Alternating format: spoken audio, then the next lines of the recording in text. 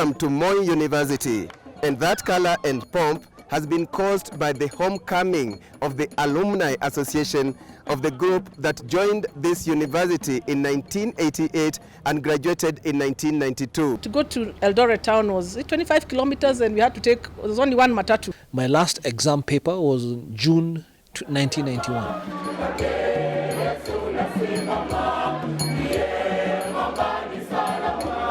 When these students were here, the meals were free. I came all the way from Oslo to attend this reunion and I love it so much. I'll be telling you about this group as we discuss the importance of such associations. We can help the university to streamline their curriculum. And we look forward to join them in the industry.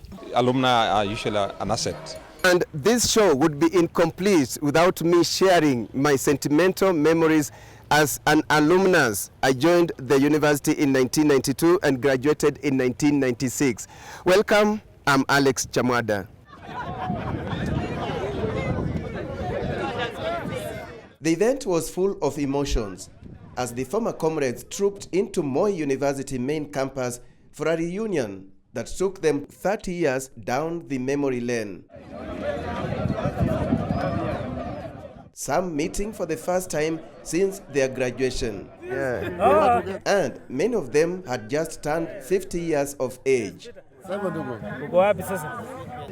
The chief guest was former Vice Chancellor Professor Shelamaya Okoth-Keya, who was the second Vice Chancellor of the university, and he served from 1988 to 1994. The current Vice Chancellor is Professor Isaac Kosgei. Through our planting of trees, through our lighting of candles, we bring back the life of those who have gone before us. Before the main ceremony, there was a solemn moment, a moment to remember those who have passed on. Begin with the name of the late Professor Douglas Odhiambo, who was the founding Vice Chancellor of this university. He was laid to rest on 29th June, just this year.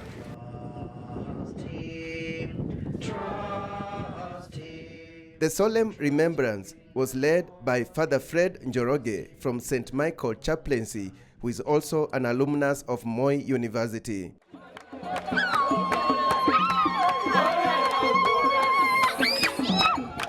Moi University choir there, as the alumni group of 1988 proceeded for a plenary session. They were celebrating 30 years since they joined the university.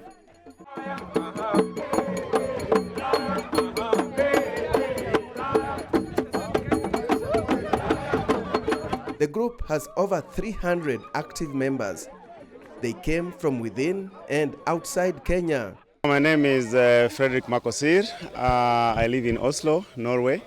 I'm an IT expert running projects at a telephone company. I came to this reunion because I'm one of the guys who was really pushing people to join, and I'm registered member number 1 in the group. So I feel like it's not just a reunion for us, it's a reunion for our future also. It's something that I think we will move on to our kids and open up more avenues. So that's why I had to come to be part of it, It's a one-time, a lifetime kind of thing. We came together basically 2 years ago, and we had 4 objectives. The first objective was to bring this group together as a resource for people to work together, to network together, and to help each other. The other objective was, of course, to reconnect with our alma mater, Moi University, and to see how we can contribute to the growth of the university. They exchanged ideas from mentorship to contributing to an endowment fund. Over 100,000 students have graduated from Moi University since it was established. Do you have an opportunity for a scholarship? Do you have an opportunity for an internship? The administration challenged them to look back and emulate the 1988 class, not to forget the existence of the wider Alumni Association that draws membership from all the classes. Yeah, there are many areas which the former students can support the university, because the university, at the moment, it has grown, and we have large numbers of students. And we also have infrastructural challenges which they can support and see how they can improve those facilities to improve the environment for those who are coming in as new students who are coming to study in Moi. This is another chapter open. It is something that we have been looking for a long time, because a number of our students leave and we don't know where they are. Some go and we don't even know how to get in touch with them. We want to really engage with the alumni because on two things: resource mobilization, secondly, to ensure that the university remains feasible in terms of its programs, in terms of the quality of education. And we would like to really get in touch with the industry to boost innovations from the university, to boost research, to boost what you would call international linkages to the benefit of the university. So a gathering like this is a way of sharing ideas, planning for the future, agreeing and getting a consensus. A consensus is something very important. Once you have been together, you have taken part, you have listened, you have been heard. If people now say, yes, we have agreed, that's a consensus. The nucleus of Moi University is this part of the university that is known as Ngeria. This is where it all began before spreading to what is now known as Soweto. This group has fond memories of Ngeria.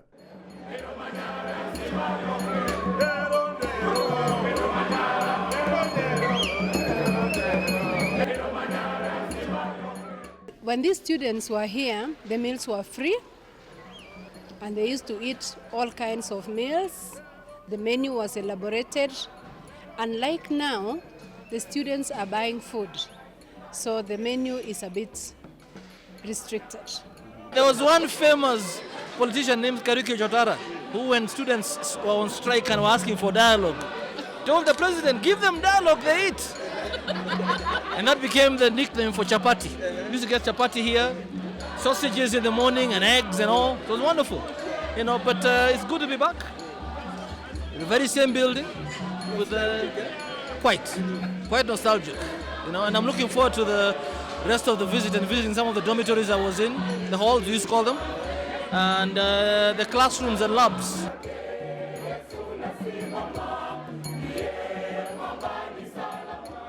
I feel very, very nice to belong to this wonderful alumni of 88. We've had a long history. We started in NYS all the way to now. We bonded. We went through trouble, trekking from Moi University because of our strike. My name is Wabuyabo Bridget. I'm a lecturer at KCA University. And I wish I would even bring some of my students here because that's private. This is public. There's a great deal of difference. Yours truly has fond memories too. I joined this campus after this group had graduated in 1992. I was glad to meet familiar faces, members of staff who are still serving in the university. During our days, there was something called bursary. We could get a meal for a shilling if you are broke. That is, I think there was some soup, some sort of soup and ugali only. Do you still have bursary? We still have bursary, but the price have changed a bit. We have increased. We no longer serve food at 1 shilling. We serve ugali at 10 shillings. Mandazi, which used to be 5 shillings, it's now 10. Beans, which used to be 10 shillings, and dengu, that is 20 shillings. So we have increased the prices a bit.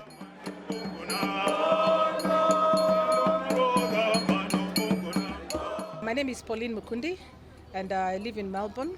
And I actually teach there, I lecture there, and I'm part of the Moi University 88, and I'm very proud to be part of this group. And What inspired you to travel all the way to come and attend this function? Well, first and foremost, I've been keeping in touch with a lot of my friends here, and just the thought of meeting people after 30 years was just too great to miss. We have a lot of memories we created here.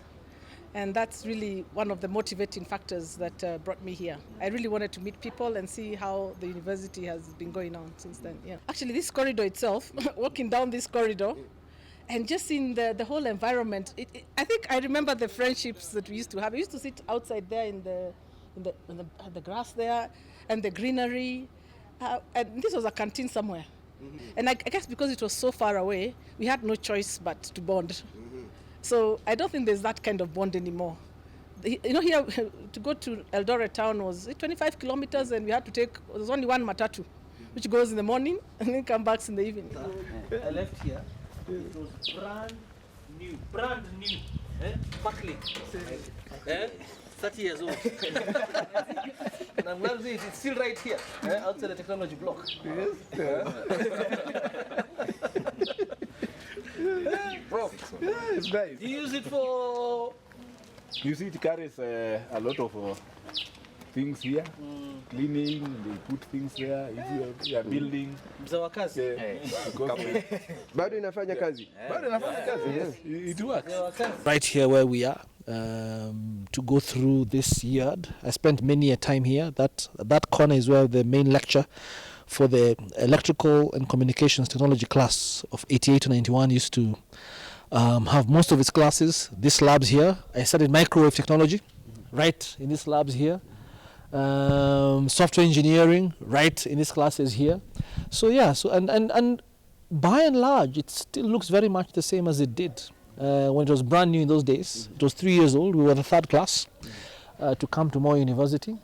And so it's a great feeling, I have to say. Yeah. Mugo Kibati, I've known him as a leader and also an engineer and also a sociable man. When I heard of him last week that Mugo Kibati will be here, I was eager to meet him. And personally, I've met him. He was the second TSA chairman, and I'm the 30th Technology Student Association. He was the chairperson of engineering students by then, that is in 1991. And now he has come here and he has met the 30th chairperson of Technology Student Association, and I'm happy about it. We have had quite a number of discussions with them, and we've agreed on a number of issues on how we can grow together. Them having been here, they understand what they went through, and therefore they know what they can do for the School of Engineering.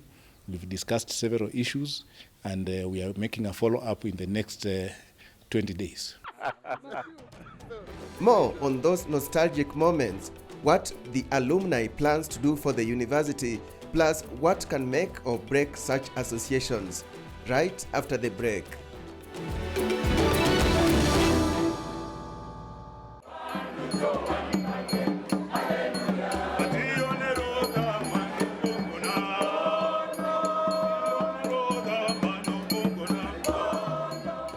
Welcome back.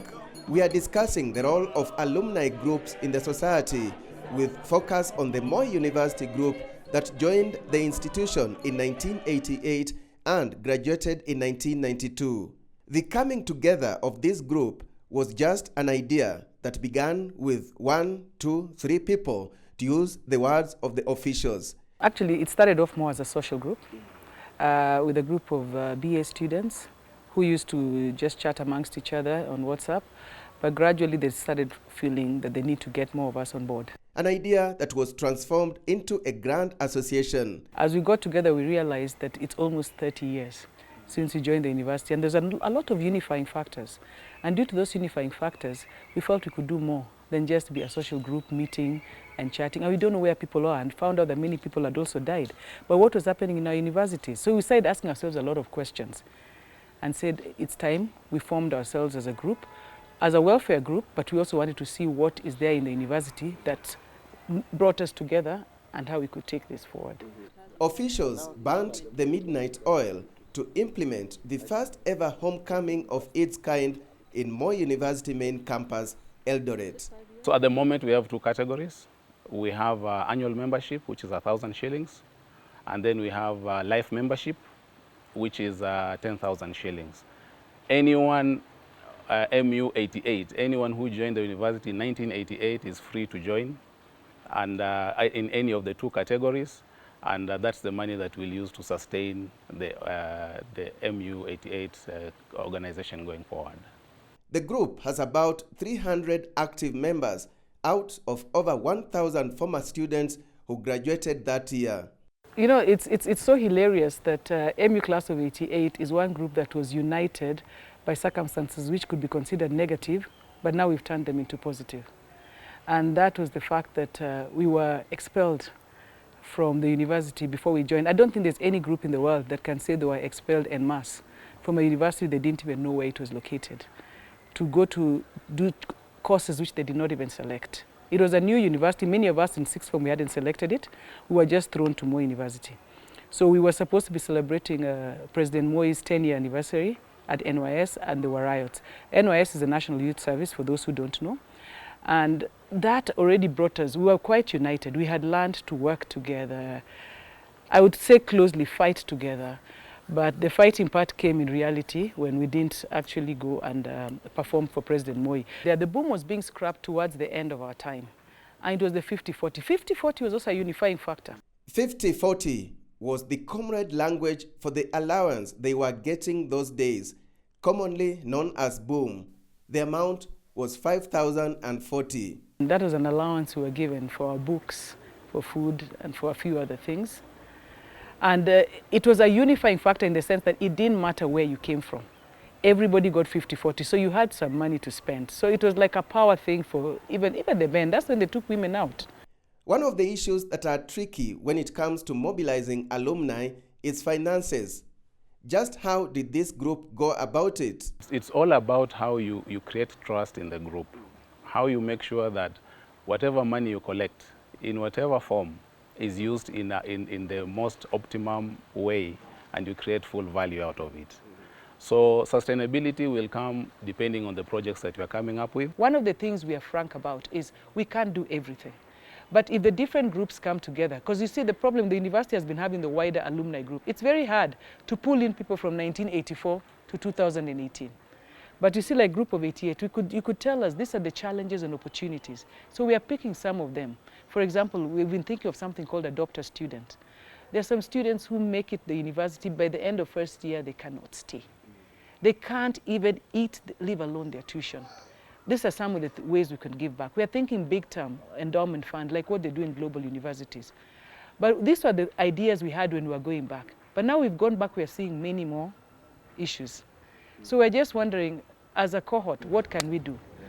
We can't go and say we're going to fix all the hostels. Yes, the hostels need fixing. The students, the environment, even the classes, some of them need, to be spruced up. But we can't do everything. But one of the things we've done is we're going to list together what we think the university needs, short term, and we've already started doing it, medium term, long term. If other year groups can come on board and also assist, we can. But there's some responsibilities that must still lie with the university and with the government. You can only help so much, but there's still something we must meet halfway. The group says Moi University alumni have made tremendous contribution in both the public and private sectors. Some of those in the public limelight are Aden Duale, the leader of majority in the National Assembly, Muranga Governor Mwangi wa Iria, Turkana West MP Daniel Nanok, former Permanent Secretary Ambassador Richard Titus Ekai, Managing Director of Isuzu East Africa Rita Kavashe, the Director General of the National Environment Management Authority NEMA, Professor Geoffrey Wahungu, and CEO I&M Bank Limited, Kihara Maina. What challenge would you give to other alumni groups in Kenya? I think the biggest challenge is you can't keep planning. You need to wake up and do something. And you have to be brave enough to do it. And there's nothing wrong in doing it in hotels, because I've gone to a number in hotels. Go back to where you started. Go and look at your rooms, go look at the accommodation, go and see where the students are still learning. So my challenge is go back to your universities. Universities are looking for alternative ways of raising resources. And one big thing, if you look everywhere, even in the Western world, alumni are usually an asset to a university in the sense that they are able to do networking for the university, they are able to in various ways where they are placed, get opportunities for the university in various ways. For example, student mentorship, internships for students, placement. I think one of the things even we're discussing as a committee is to have a proper mentorship scheme. A mentorship scheme can have different avenues, but one could even be a proper scheme where we have a list of who possibly are looking for mentors. Because you may want me to mentor you, but I don't think I'm the right match. So we could even match you with the right people to mentor you based on who you are. It does not necessarily have to be that you have some experience. There's some things you may be volunteering, there are things you may be doing. But there's more that you can tell me about yourself and make yourself more accessible and not do it almost like you're entitled. I'm sorry, but there's a way that this generation always feel like they're entitled. We want to help, but let us actually meet halfway.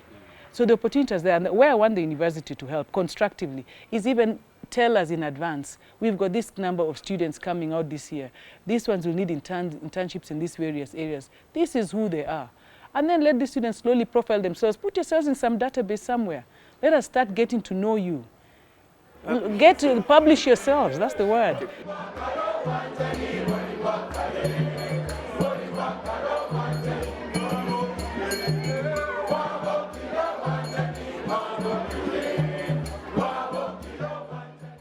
Wow, quite nostalgic. And those who visited or looked back, me included, have promised to make this a tradition and not just a one-off visit. And that's how we end our show today. Remember, you can watch this episode again and much more from Chams Media by visiting our YouTube channel. That is Chams Media channel. If you've not subscribed to the channel, please do so. On behalf of the entire crew that made this production possible, many thanks for watching. Wow.